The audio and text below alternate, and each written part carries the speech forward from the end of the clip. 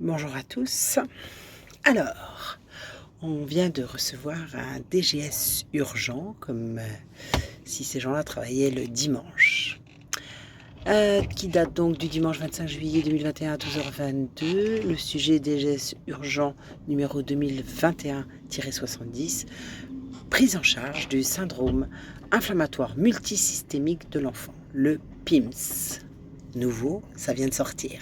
Avant les PIMS c'était des gâteaux et maintenant c'est le syndrome inflammatoire, la prise en charge du syndrome inflammatoire multisystémique. Alors là, on couvre très large, vous allez voir, ça veut dire que le moindre truc, alors là ça va être une prise en charge de votre enfant inimaginable. Vous allez voir, c'est... Alors écoutez bien ce qui est mis dans ce DGS, dans les mails qu'ont reçus donc tous les médecins de France et de Navarre. Mesdames et messieurs, suite à la réponse rapide publiée le 8 juillet 2021 sur son site par la HAS, le ministère des Solidarités et de la Santé souhaite informer les médecins prenant en charge des enfants dans un contexte d'infection à SARS-CoV-2 sur le repérage et l'orientation de ceux qui présentent le syndrome inflammatoire systémique. PIMS. Alors multisystémique, ça veut dire que ça peut être vraiment tout, parce que ça, franchement, ça ratisse très large là cette fois. Cette affection rare et grave relève d'une prise en charge hospitalière. Donc là, les médecins sont obligés d'hospitaliser vos enfants. Sa détection précoce, c'est comme les précancers, en premier recours en constitue un enjeu essentiel et un suivi adapté est important pour les enfants l'ayant développé. Contexte. Depuis fin avril 2020, des cas de myocardite, avec état de choc cardiogénique ou de maladie de Kawasaki-like chez des enfants récemment affectés par le SARS-CoV-2 ont été signalés aux autorités sanitaires françaises. Là, on est obligé de les croire, évidemment. Les cas de Kawasaki, c'est pas nouveau, on sait que c'est dû au vaccin, bref. D'autres cas ont été décrits dans la littérature internationale. C'est flou, très flou, mais il faut qu'on y croie. Le PIMS constitue une nouvelle entité de maladie inflammatoire systémique dont les mécanismes physiopathologiques sont encore mal connus. Ça veut rien, comme d'habitude. Une classification des critères du PIMS a été publiée par l'OMS, cette chère OMS. Il s'agit d'une pathologie rare en France, 520 cas au 13 juin 2021, et sévère. Un décès. 2/3 des enfants ont nécessité une prise en charge en soins intensifs. Un décès sur 520 cas enfants, sur des millions d'enfants. Ce qui est triste évidemment pour cette famille. La publication de réponses rapides par la HAS sur le repérage et la prise en charge du PIMS fait suite à une saisine du ministère des Solidarités et de la Santé. Le repérage, attention, il faut repérer ces enfants-là. Les signes cliniques et symptômes du PIMS sont peu spécifiques. Fourre-tout. Gastro, tout ça, peut-être c'est un PIMS, et là, on va faire bosser tous les médecins. Et nécessite de la part des médecins toute l'attention et la réactivité nécessaires. Attention, réagissez. Lors de l'interrogatoire et de l'examen clinique des enfants, on ne parle pas des parents, doivent en particulier attirer l'attention des signes les plus fréquents constitués par l'association d'une fièvre élevée avec altération de l'état général et la présence de signes digestifs. Espérez que vos enfants n'aient pas de gastro-entérite, il ne faut surtout pas appeler le docteur. Je vous le dis tout de suite, il va falloir les soigner par vous-même. Je vous le dis, je n'arrête pas de vous le dire. D'autres signes inconstants peuvent être présents.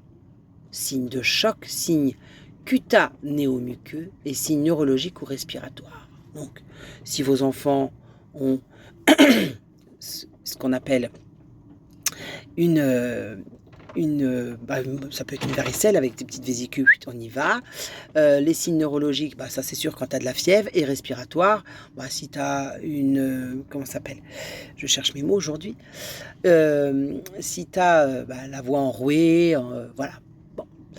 Comme les parents s'inquiètent pour rien parce qu'on leur a enlevé tout pouvoir de réflexion, et qu'on ne fait que de la suggestion en permanence, on va avoir beaucoup d'enfants, beaucoup d'enfants, je pense, limite en réanimation, je pense. Le plus souvent, la survenue de ces signes s'observe chez des enfants âgés de 4 à 11 ans, mais elle est possible à tout âge. La notion d'affection à SARS-CoV-2 dans les 4 à 6 semaines précédentes ou de contact proche avec un sujet atteint ou suspecté est un élément évocateur du PIMS, dont l'absence ne doit pas faire éliminer le diagnostic. Attention, s'il y a des gens autour de vous, vos enfants, qui toussent un petit peu, PIMS, pas PINS, hein, PIMS. Alors, il s'agit d'adresser en milieu hospitalier. Alors là, systématiquement, vos enfants iront donc en milieu hospitalier dans les meilleurs délais.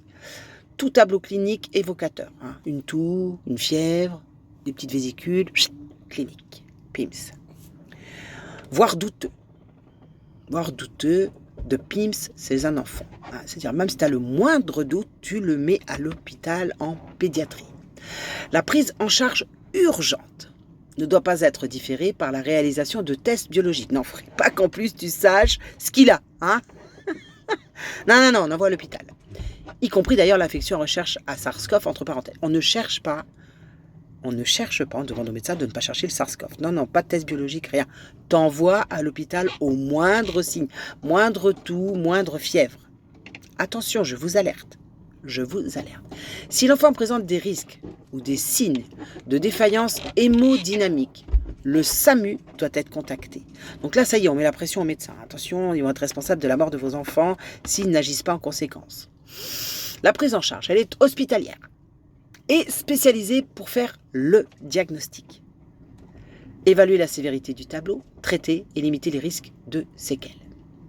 La prise en charge est multidisciplinaire, alors écoutez bien, et a lieu au sein des services pédiatriques. Elle implique le plus souvent des urgentistes, des réanimateurs, des cardiologues, des infectiologues et des rhumatologues. Donc tous ces gens-là vont se gaver sur le dos de vos enfants, évidemment. Un algorithme de traitement a été élaboré par la Société française de pédiatrie et le comité de pilotage du groupe COPIL, Covid, inflammation. Ce traitement, qui peut s'associer aux corticothérapies, aux immunoglobulines, aux antiagrégants, aux anticoagulants, antibiotiques, voire biothérapie, est fonction de la sévérité clinique des symptômes du syndrome. Et un accompagnement psychologique du patient et de sa famille peut être proposé en lien avec le médecin traitant. Attention, vous allez rentrer dans le parcours là. Là, ça va être quelque chose. Alors, il faut savoir ce que c'est les biotechnologies. C'est les vaccins. C'est la nouvelle technologie pour vos enfants. Le suivi. Il est essentiel de proposer un suivi adapté à la gravité de l'épisode aux enfants ayant développé un PIMS s'agissant d'une infection récemment décrite. Concerté entre l'équipe pédiatrique hospitalière et le médecin traitant ou généraliste ou pédiatre, ce suivi prévoit pour tous les enfants à court terme une consultation afin de s'assurer du rétablissement, de prendre en charge le cas échéant de nouveaux signes ou difficultés et d'informer sur la reprise de la scolarité ou des activités extrascolaires ou encore sur la vaccination, actuellement non recommandée pour l'enfant ayant présenté un PIMS. Mais, c'est super bien amené, c'est-à-dire qu'en fait, on va vous dire qu'il y en a plein, parce qu'à la moindre grippe, le moindre rhume, la moindre gastro, ça, parce que c'est multisystémique, hein, donc c'est très large, très, un mal de dents peut-être, on ne sait pas. Là, il faudra qu'on revoie sûrement pour vacciner les enfants. Je vous alerte, c'est en train de se mettre en place. Un suivi particulier renforcé recommandé pour les enfants ayant présenté une atteinte spécifique d'organes, en particulier cardiaque. Nous y arrivons. Modalité de signalement et suivi de cohorte des enfants ayant présenté un PIMS. La Société française de pédiatrie et le comité de pilotage du groupe COPIL, Covid, inflammation pédiatrique, ont mis en place un protocole de collecte de données cliniques et d'exploration complémentaires, ainsi qu'une fiche d'évaluation à 6 mois. Vous n'en avez pas fini avec les hôpitaux. Nous vous remercions pour votre mobilisation essentielle afin d'améliorer la prise en charge des enfants présentant un syndrome inflammatoire multisystémique PIMS dans un contexte d'infection à SARS-CoV-2.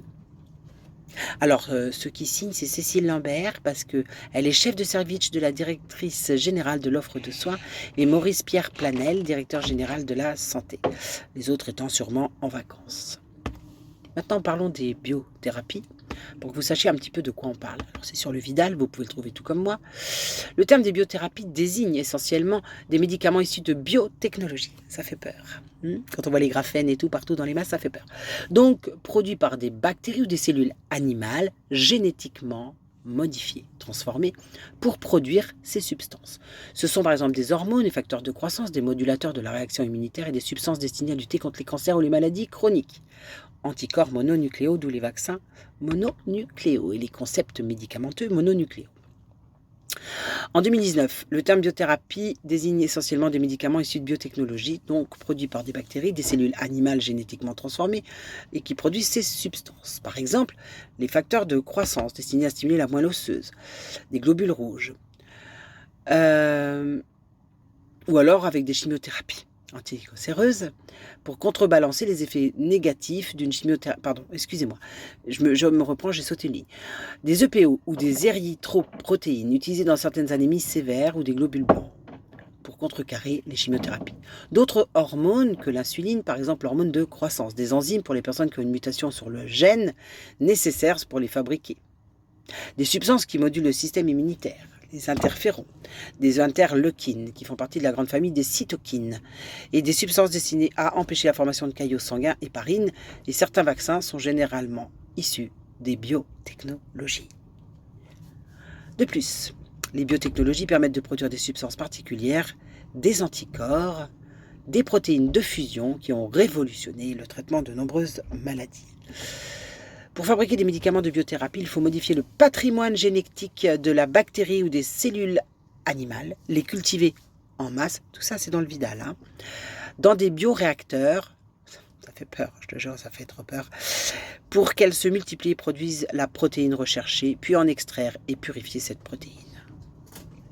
Comprenez-vous qu'on nous modifie lentement, petit à petit, de plus en plus et de plus en plus fort, et que c'est maintenant le tour de vos enfants, sous une fausse maladie appelée PIMS, qui réunira une tonne de symptômes. Les vaccins, les médecins seront obligés d'hospitaliser vos enfants, c'est un ordre qui va émaner évidemment de l'ordre des médecins. Et demain, on hospitalisera vos enfants, on va leur faire tout un parcours horrible pour arriver aux biotechnologies. C'est un vaccin sans vous le dire, en fait. C'est en route. Alors attention, je vous alerte. Alerte rouge pour vos enfants. Vraiment, vraiment. Allez voir tous ces gens qui savent soigner avec des huiles essentielles, des homéopathes.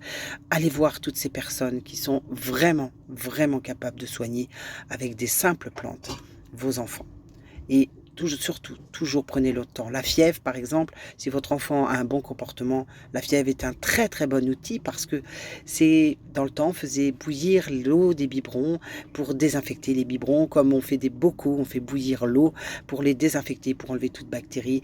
Et la fièvre, eh bien, dans notre corps, elle sert exactement à la même chose. C'est juste naturel d'avoir de la fièvre parce qu'en élevant la température du corps, évidemment, eh bien, on va éjecter toutes ces bactéries. C'est vraiment important que vous compreniez ça et que vous repreniez votre pouvoir en matière de santé. Ceci est fait pour amener nos enfants à cette biotechnologie, donc la vaccination. Donc, parents, réveillez-vous. Réveillez-vous avec vos enfants. C'est très grave ce qui va se faire avec ce PIMS. C'est le début. À bientôt mes amis, courage à tous et vive la résistance.